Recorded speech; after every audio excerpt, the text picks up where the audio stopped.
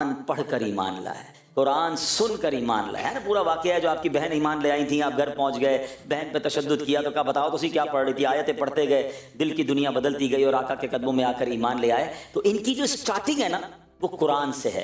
حضرت عمر وہ عظیم ہستی ہیں، یہ پھر الگ موضوع ہے، کبھی انشاءاللہ کریں گے کہ آپ وہ ہیں کہ جن کی زبان پر حق جاری ہوتا تھا. آپ نبی پاک کو مشورہ دیتے تھے، اللہ قرآن کی آیت نازل فرما دیتا ہے. اتنی موافقت آپ کی قرآن پاک کے ساتھ رہی. One of the amazing personality in the history of Islam. ایک اور خوبصورت جملہ، میں اور آپ مسلمان ہیں تو عزت والے ہیں. میری اور آپ کی عزت کا سبب مسلمان ہے. حضرت عمر وہ ہیں کہ جب سے وہ اسلام لائے ہیں اسلام کی عزت میں اضافہ ہوا ہے. Look at the difference. اسلام کو ترقی ملی، اسلام کو عروج ملا، مسلمانوں کے دل کھل گئے. حضرت عمر جب ایمان لائے اللہ نے وہ مقام عطا فرمایا.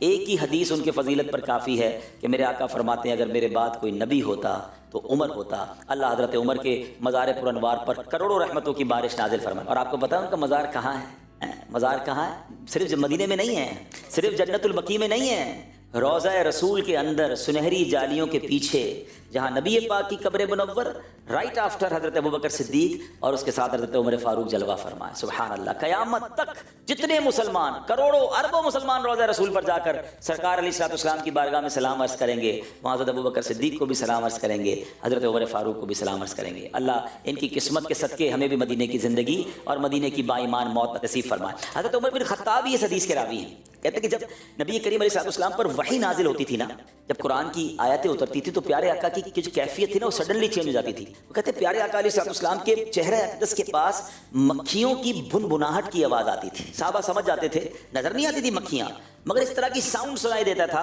تو سمجھ جاتے تھے کہ نبی پاک پر وحی نازل ہو رہی ہے. اب ایک دن وحی نازل ہوئی، ہم سب رک گئے. جب یہ کیفیت ختم ہوئی تو پیارے آقا علیہ الصلوۃ والسلام نے قبلہ رو ہو کر ہاتھ اٹھائے اور دعا کی. چلے آپ بھی ہاتھ اٹھا لیں، بڑی بڑی مبارک، کیونکہ ہم اسی آیتوں کی تلاوت کر رہے ہیں اور دعائیں بڑی پیاری ہیں. اے اللہ عز و جل ہمیں زیادہ عطا کرنا اور کمی نہ فرمانا، ہمیں عزت دینا اور ذلیل نہ کرنا، ہمیں عطا فرمانا اور محروم نہ کرنا، ہمیں چن لے اور ہم پر کسی دوسرے کو نہ چن.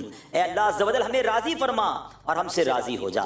آمین بجاہ النبی الامین صلی اللہ علیہ وسلم. پیارے آقا نے یہ دعا کی اور پھر فرمایا مجھ پر 10 آیتیں نازل ہوئی ہیں، جس نے ان مذکور باتوں کو اپنایا وہ جنت میں داخل ہوگا.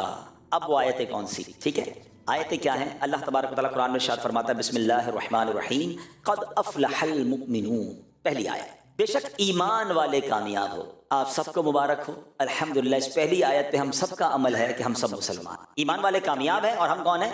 ایمان والے. الحمدللہ فرسٹ کیٹیگری، یعنی پہلا کوشچن کے آگے ٹک ہو گیا ہے کہ یہ ہمارا عمل ہے. مگر اس میں ایک تھوڑا سا ٹویسٹ ہے. آپ ماشاءاللہ انٹرنیشنلی چیزوں پہ نظر رکھتے ہیں.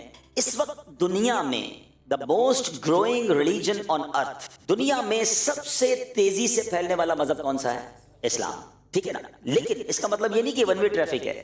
جب غیر مسلم مسلمان ہو سکتا ہے تو معاذ اللہ مسلمان بھی کافر ہو سکتا ہے. ہم مسلمان تو ہو گئے، پہلا سوال ٹک، مگر کامیاب کب ہوں گے؟ جب مسلمان مریں گے. قبر میں بھی ایمان لے کر جائیں گے نا. کوئی زندگی میں مسلمان رہے معاذ اللہ پہ کافر ہو جائے، مرتد ہو جائے تو کیا ہوگا؟ تو یہ بات ذہن کے کسی گوشے میں رہنی چاہیے، اس کا ڈر رہنا چاہیے، اس کی دعائیں ہونی چاہیے کہ اللہ مسلمان تو بنا دیا، اب ایمان سلامت رکھیے. اور یہ میں نہیں کہہ رہا، پیارے آقا علیہ الصلوۃ والسلام کی دعاؤں میں سے ایک دعا ہوتی تھی، یا مقلب القلوب ثبت قلبی علی دینک.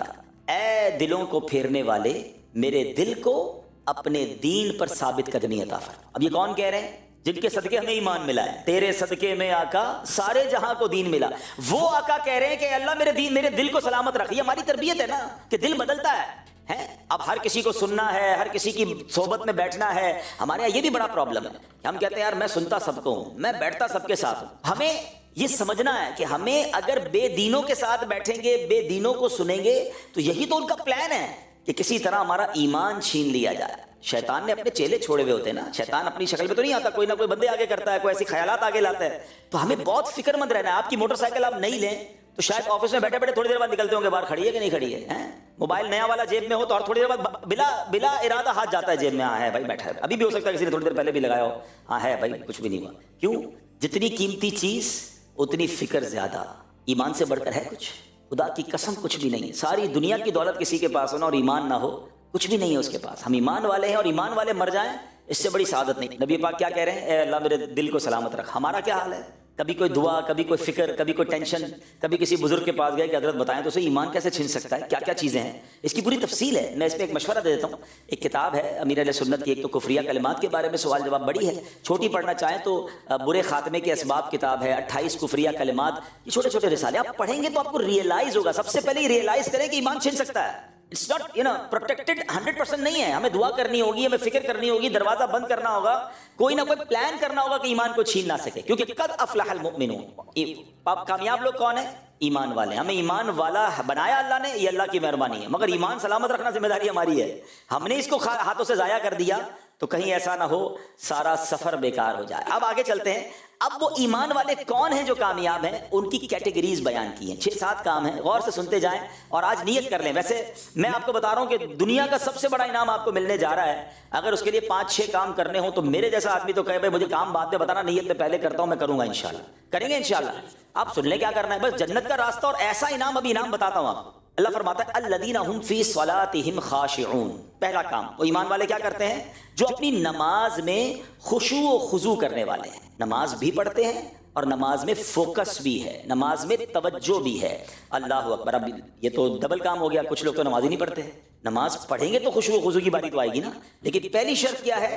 نماز میں خشوع و خضوع کرتے ہیں. حضرت انس رضی اللہ تعالیٰ فرماتے ہیں کہ نبی پاک علیہ الصلوۃ والسلام نے مجھ سے ارشاد فرمایا، اے بیٹے نماز میں ادھر ادھر دیکھنے سے بچو، کیونکہ نماز میں ادھر ادھر توجہ ہلاکت ہے. ہماری نماز میں توجہ نہیں ہوتی ہے. ایک اور جگہ نبی پاک علیہ الصلوۃ والسلام نے فرمایا کہ بی بی عائشہ کہتی میں نے نبی پاک سے سوال کیا کہ نماز میں جو ادھر ادھر توجہ کرتے ہیں تو اس کے بارے میں کچھ ارشاد فرمایا. آقا نے فرمایا یہ شیطانی لغزش ہے، اس کے ذریعے شیطان بندے کو نماز سے پھسلانا چاہتا ہے. شیطان آتا ہے کہ کسی طرح اس کا دماغ کہیں اور چلا جائے. وہ چٹکلا مشہور ہے نا کہ ایک صاحب جو ہیں وہ 5 وقت کے نمازی تھے اور باجماعت نمازی تھے. اپنی مارکیٹ میں بھی جماعت سے نماز پڑھنے جاتے. ایک دن عشاء کی نماز چلی گئی تو رونے لگے.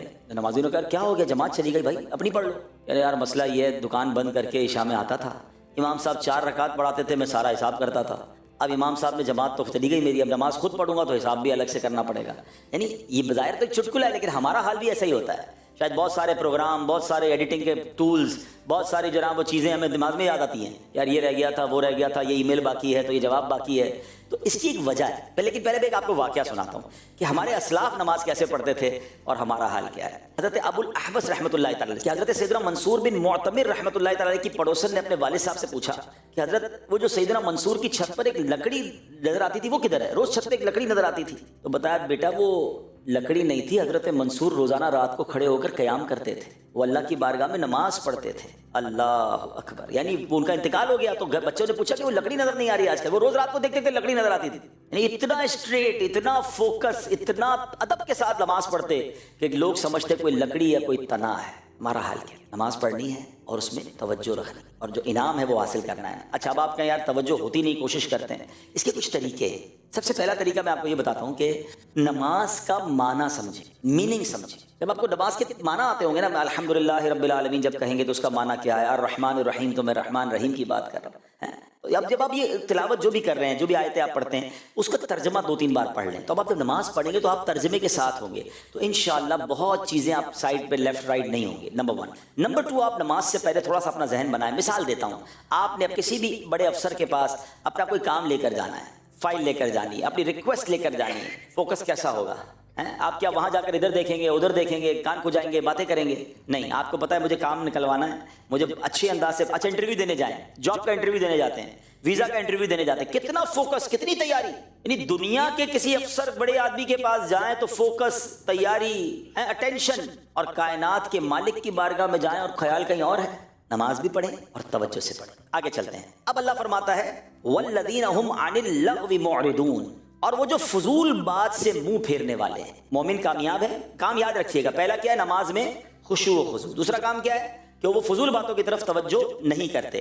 نبی پاک علیہ السلام نے ایک جگہ ارشاد فرمایا آدمی کے اسلام کی اچھائی سے یہ ہے کہ وہ لا یعنی چیز چھوڑ دے. یعنی جو چیز کارآمد نہ ہو اس میں نہ پڑے، زبان، دل اور دیگر اعضاء کو بیکار باتوں کی طرف متوجہ نہ کرے. ہمارا حال پتہ ہے کیا ہے؟ ہمیں کوئی کہے نا یار میں ذرا بیٹھنا 10 منٹ میں آ رہا ہوں، ٹھیک ہے آ جائے. ابھی 10 منٹ کیا کریں گے؟ موبائل نکالا، اب براؤزنگ شروع. وہ 10 کی جگہ 20 منٹ میں آئے، 25 منٹ میں آئے، کوئی ٹینشن نہیں، بس دیکھ ہی جا رہے ہیں. بعض اوقات تو 2-2 گھنٹے موبائل پر گزارے آپ سے کوئی پوچھے کیا سیکھا, کچھ بھی نہیں, میں تو ایسے ہی دیکھ رہا, 2 گھنٹے نکال دیے. شاید گناہ تو مل گئے کیونکہ عجیب عجیب چیزیں ہوتی ہیں, مگر ملا کچھ نہیں. اور یہی 2 گھنٹے ذکر ہو جاتا, تلاوت. اگر مائنڈ بنا ہوتا نا کہ یار 10 منٹ میں سورہ یاسین کی تلاوت ہو جاتی ہے, یہ بندہ مجھے کہہ کر گیا میں 10 منٹ میں آ رہا ہوں, یہی موبائل نکالنا ہے, نکالنا کچھ اور نہیں ہے, مگر اس پہ قرآن آن کرنا ہے اور 10 منٹ میں سورہ یاسین پڑھ لینی ہے. جو ایک بار سورہ یاسین پڑھے 10 قرآن پاک کا ثواب مل جاتا ہے. وہ بندہ 10 منٹ کے بعد آیا, آپ کو 10 قرآن پاک کا ثواب مل گیا, اور یہی 10 منٹ سوشل میڈیا پہ گزارے, شاید کتنے سارے گناہوں کے انبار لگ گئے. قرآن کہتا ہے وہ فضول باتوں کی طرف توجہ نہیں کرتے. ہم دیکھیں تو ہمارا اتنا فضول کاموں میں انوالومنٹ ہو گئی ہے کہ گھر والوں کو دینے کے لیے بھی ٹائم نہیں ہے. آج کل گھر پر جا کر بھی لوگ گھر پر نہیں ہیں. کبھی کبھی تو گھر والے بتاتے ہیں کہ 5 بندے گھر میں ہی بیٹھے ہیں مگر سب کے پاس ہاتھ میں موبائل ہے, کوئی کسی سے بات نہیں کر رہا ہے. پہلے گھر سے جاتے تھے تو گھر والے پوچھتے تھے کیسا دن گزرا, ہم گھر والوں سے پوچھتے تھے دن کیسا گزرا, بچے کو توجہ دی, بھائی بہن کی طبیعت پوچھی, امی ابو کا حال احوال پوچھا, ختم. ایک تو پہلے منہ میں کچھ لوگوں کو کچھ رکھا ہوا ہے وہ بولتے ہی نہیں ہے, اور دوسرا ان کے ہاتھ میں موبائل آ گیا ہے. نہ کریں ایسا, کچھ پروڈکٹیو کریں. آپ کو پتہ ہے ایک اچھا میں چلیے تو دینی بات ہو رہی ہے نا, کیونکہ شریعت میں صرف دینی باتوں کو کرنے کا نہیں کہا گیا. کوئی نہ کوئی کارآمد کام کر لینا, آپ کوئی کورس کر لیں اگر آپ کے پاس ٹائم ہے, کوئی ایسی چیز دیکھیں جس سے آپ کی اسکل ڈیولپ ہوتی ہو, گناہ بھی نہ ہو, کوئی ناجائز چیز نہ ہو. کچھ لوگ زبان سیکھ لیتے ہیں, انگلش سیکھ لیتے ہیں. آپ کو پتہ ہے دنیا میں ایک فینومینا ہے